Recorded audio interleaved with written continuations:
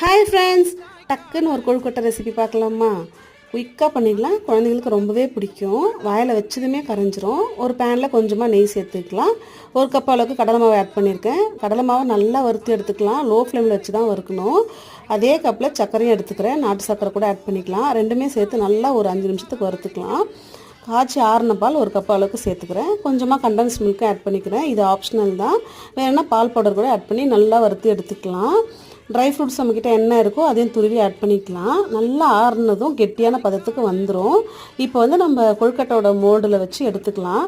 இது ரொம்பவே ஈஸி தான். பிகினர்ஸ்க்கு சில பேருக்கு டவுட் இருக்கும், கொழுக்கட்டை அச்சில் எப்படி வைக்கிறதுன்னு சொல்லிட்டு. நல்லா உள்ளே திணிச்சு டைட்டாக வச்சுட்டு அழுத்தி எடுத்தோன்னா சைடில் இருக்கிற எக்ஸ்ட்ராக்டில் எடுத்து போட்டோன்னா நல்லா ஷேப்பில் கிடச்சிரும். இந்த கொழுக்கட்டை பண்ணுறதுக்கு கரெக்டாக 15 நிமிஷம் தான் எடுத்துச்சு. நாளைக்கு விநாயகர் சதுர்த்தி செலிப்ரேட் பண்ணுற என்னோடய உறவுகளுக்கு இனிய விநாயகர் சதுர்த்தி நல்வாழ்த்துக்கள். Take care. Bye-bye.